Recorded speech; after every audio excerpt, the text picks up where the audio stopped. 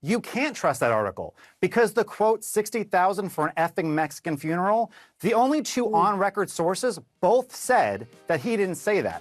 The only source is an anonymous source, and the family of the deceased soldier said that he was lovely to them, and in fact, they voted for Donald Trump today. This is how CBS News decided to lead their coverage last night on the CBS Evening News. 2 weeks from Election Day as the final battleground sprint is underway.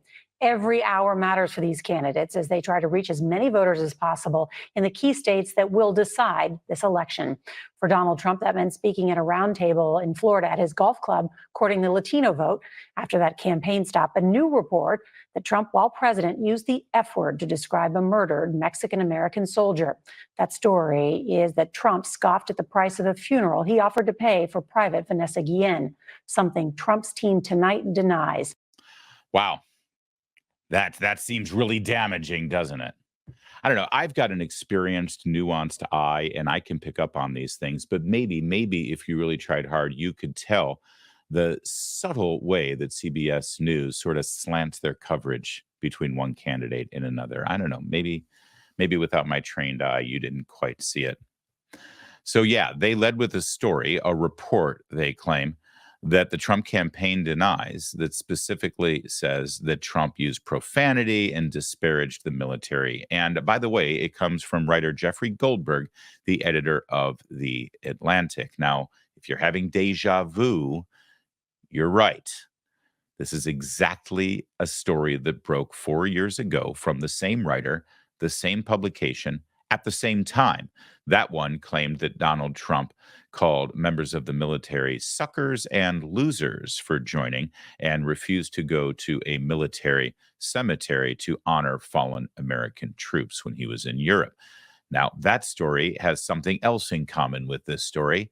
They've both been roundly and flatly denied by people on the record saying, I was with Trump and he never said anything like it. So let's just be clear.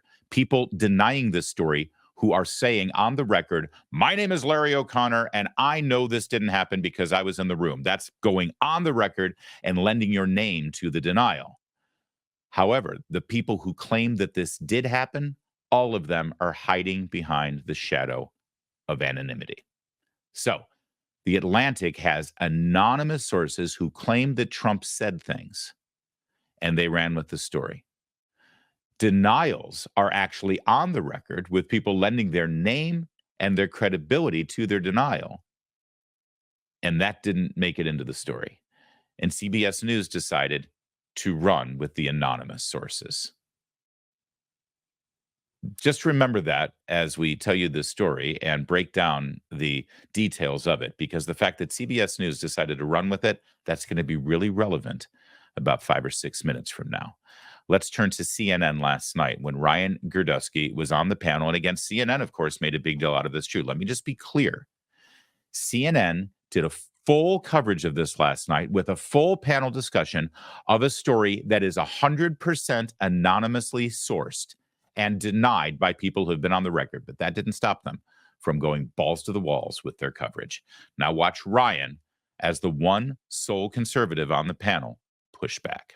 Part of this, Ryan, we bring you in here, there is a value in either planting seeds or undermining the media or suggesting that you can't trust them and you can trust what I have to say, because I have a feeling that there are a number of voters who are hearing so many things about Trump. They're hearing the claims, they're hearing the statements, they're hearing about members of the cabinet saying no can do, no will do again.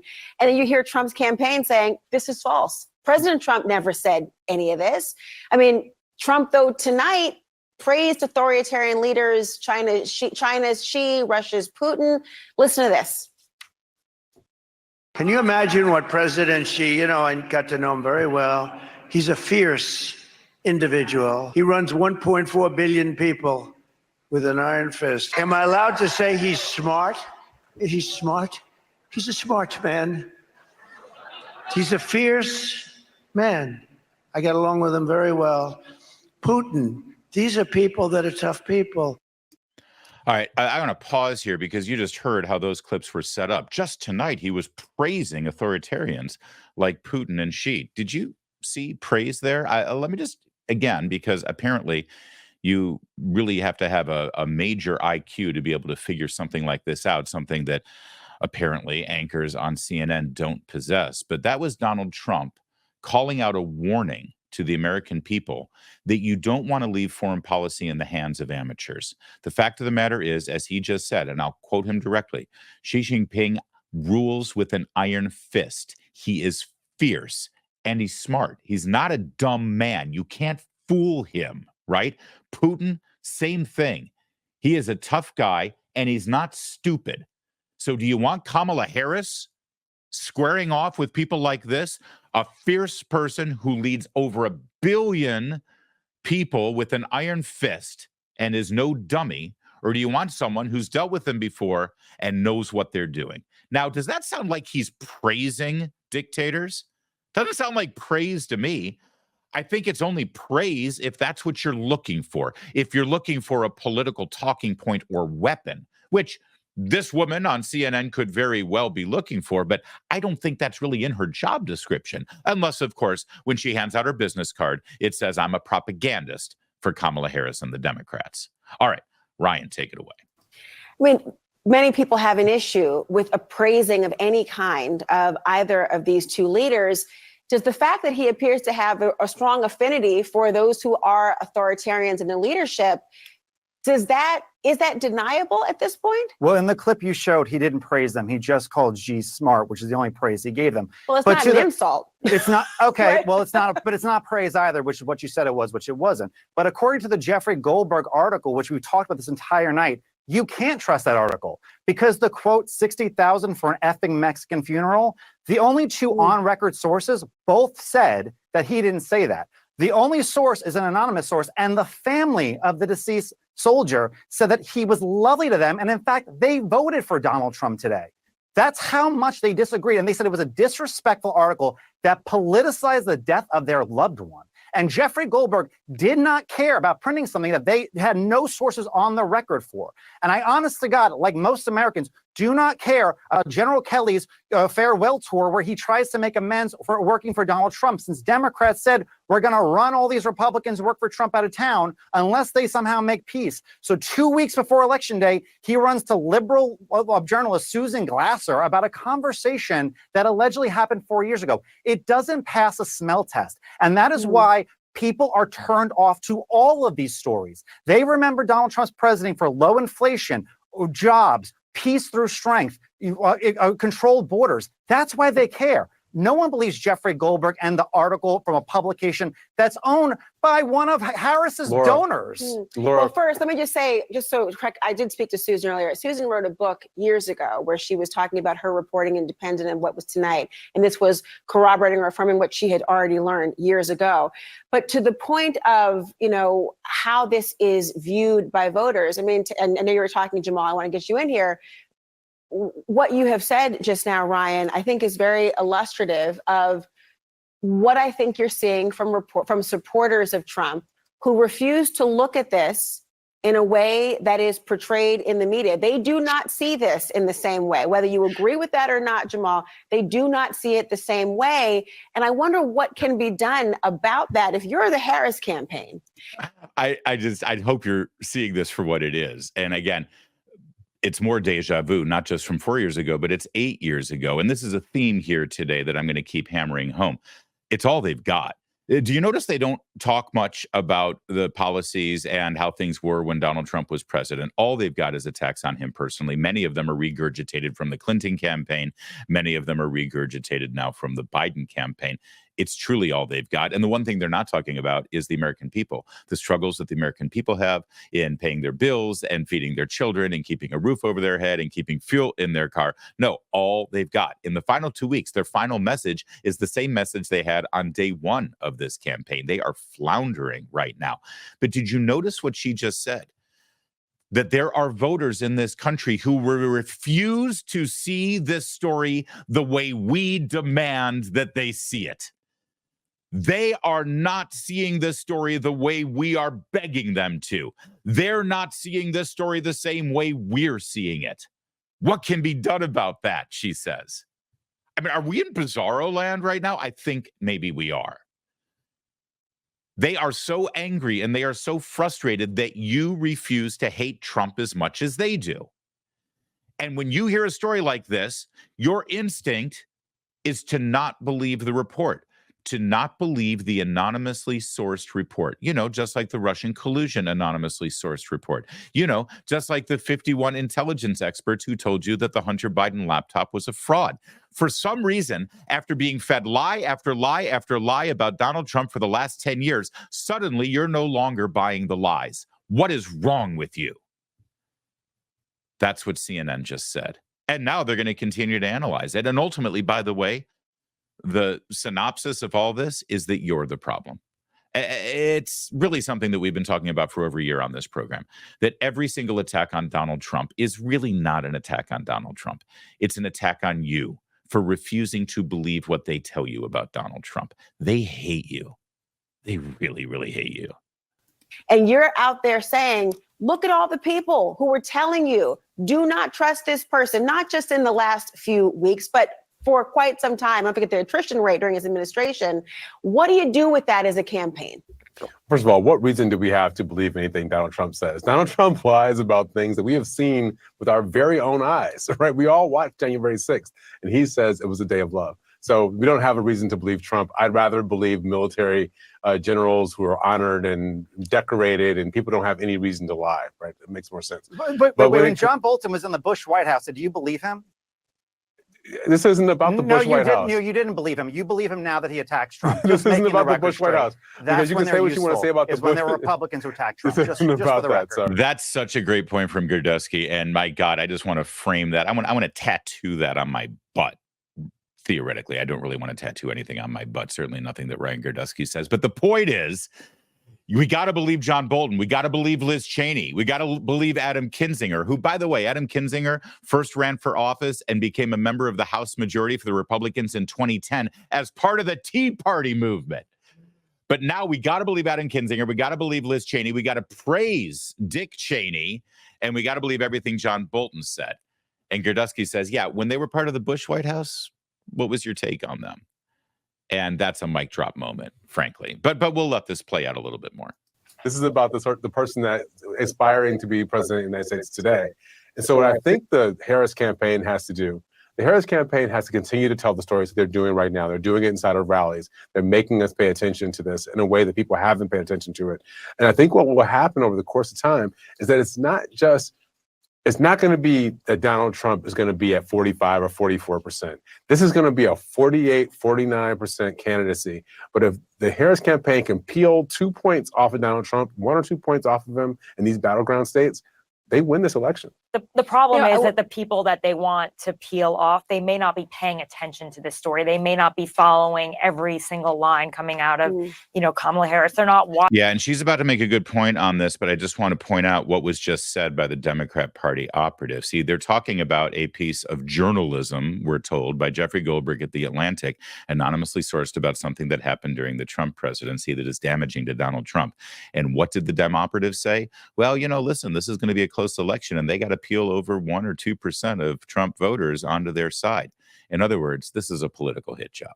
The entire purpose of this article published in The Atlantic is to help Kamala Harris's campaign. It's to peel off those 1 or 2 points. And yeah, she's saying, this woman is making a good point. It's like, I don't think they're paying attention to this. And of course, we're not paying attention to it because they're preaching to the choir. The people who already hate Donald Trump, this will just feed their hatred even more. And they'll believe it. And those of us who are sick of hearing lies about Donald Trump will just assume that this is one of those lies too. But understand, as a piece of journalism, as a piece of news, as something that we're supposed to digest in our daily media diet when it comes to the presidential election, this guy just sort of said the quiet part out loud. Listen, they got to peel away 1 or 2 points in these battleground states, and maybe this will do it, because that's how desperate they are.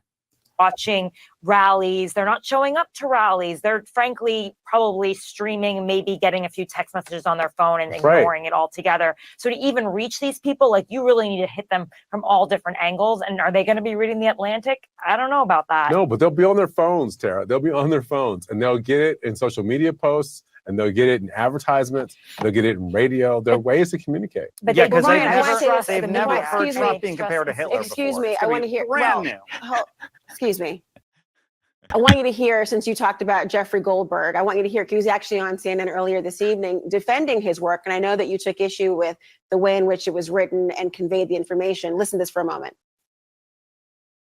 Mark Meadows was in the meeting. Kash Patel was in the meeting. A whole bunch of other senior officials were in the meeting. I have sources who are sitting in that meeting. I have contemporaneous notes taken by participants in that meeting that describe exactly what I described in the story. Well, this is the thing. Voters have heard one side, the other side, hearing from him. And of course, we'll hear from the candidates 14 days from now. We'll see how they decide the issue. Thank you all so much. Yeah, but see, they haven't heard from every side. They've heard from anonymous people who were filtered through that guy, Jeffrey Goldberg, at The Atlantic. Let's get into it. And by the way, Ryan Girdusky with his eye roll there was classic. He said, "Oh yeah, they're gonna hear that Trump is Hitler because they haven't heard that before." And that really is the bottom line here. It's true. A lot of voters aren't paying attention to this because they're not paying attention to any political news right now because they're having trouble making ends meet. And if they are paying attention to the politicians, they're looking to the one who's going to reduce the cost of living and actually bring the economy back. One of them has already done it before. The other one is promising more of the same. But if they really want to talk about the journalistic integrity of this story, if they really want to talk about whether this should be believed or not, as Jeffrey Goldberg, the author of this piece at The Atlantic, just said, I've got sources who will say who was in the room, and they say that they said it. And so, what more do you want? Well, this is what more we want. Greg Price points out that not a single person mentioned in the story by name says that the story is true. Now, this is a story about a soldier who was killed, and Donald Trump promised to pay for the funeral. And we're told that Donald Trump found out it was $60,000, and he said, $60,000 for an effing Mexican. And he refused to pay it. The soldier's sister says it didn't happen. The family's lawyer said it didn't happen. Mark Meadows, who you just heard mentioned, the chief of staff, said it didn't happen, and former Trump staffers who were there. And here's actual documentation. And again, look who's willing to put their name on things. Not anonymous sources. People who are actually willing to put their names and reputation. Myra Guillen, I don't appreciate how you're exploiting my sister's death for politics. Hurtful and disrespectful to the important changes she made for service members.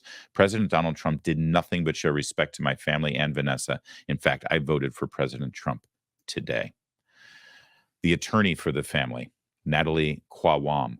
After having dealt with hundreds of reporters in my legal career, this is unfortunately the first time I have to go on record and call out Jeffrey Goldberg. Not only did he misrepresent our conversation, but he outright lied in his sensational story. More importantly, he used and exploited my client's and Vanessa Guillen's murder for cheap political gain. I would also like to point out that the timing of this story is suspicious, as the supposed conversation that Trump had would have occurred over 4 years ago. Why a story about it now? Why? Because it's not journalism, it's not news, it's political propaganda. Mark Meadows, the chief of staff, who was supposedly in the room when this happened. I was in the discussions featured in The Atlantic's latest hit piece against President Trump. Let me say this. Any suggestion that President Trump disparaged Ms. Guillen or refused to pay for her funeral expenses is absolutely false. He was nothing but kind, gracious, and wanted to make sure that the military and the U.S. government did right by Vanessa Guillen and her family. And Theo Wold, I was at President Trump's meeting with the Guillen family. He was a former Trump staffer, by the way, because I assisted with translation that day. President Trump was genuinely concerned about Vanessa Guillen and appalled by the tragedy the Guillen family was enduring. Myra Guillen, the sister, was poised and confident in advocating for her sister then, and she's right again today.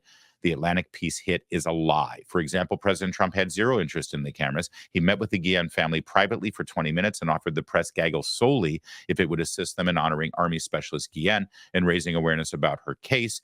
He even told them that day that the press are vipers. The article suggests that Donald Trump was only doing this to bring the cameras in and good press. But there's more. Ben Williamson points out on Twitter. On the left is the comment I sent to The Atlantic saying President Trump absolutely did not say that, referring to the alleged comments about Ms. Guillen they printed. On the right, Atlantic translated that comment to I didn't hear Trump say it, which is not the same. Take a look. This is what Ben Williamson said in his message to Jeffrey Goldberg at The Atlantic when they asked for a quote. Ben Williamson, spokesman for Mark Meadows, quote, President Trump absolutely did not say that. He was nothing but kind, gracious, and wanting to make sure that the military and the U.S. government did right by Gloria Guillen and her daughter, Vanessa Guillen. As for the allegation that he told me to refuse payment, that is not true. That's what Ben Williamson, spokesman for Mark Meadows, said in the piece. Here's what the article actually said. A spokesman for Meadows who denied having heard Trump make the statement.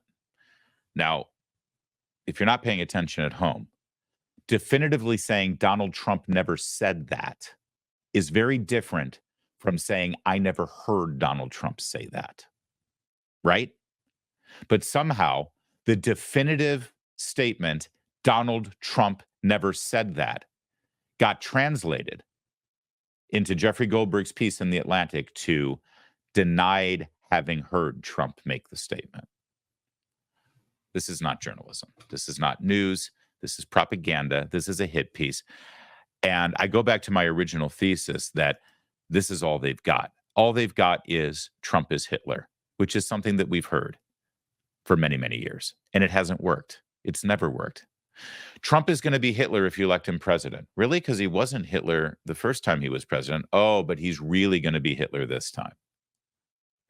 Kamala Harris, Barack Obama yesterday on the campaign trail, Tim Walz and Doug Emhoff and Bill Clinton, and now all of these surrogates through The Atlantic and Jeffrey Goldberg and CNN, all they're doing is talking about how horrible Donald Trump is in the final 13 days leading up to Election Day 2024.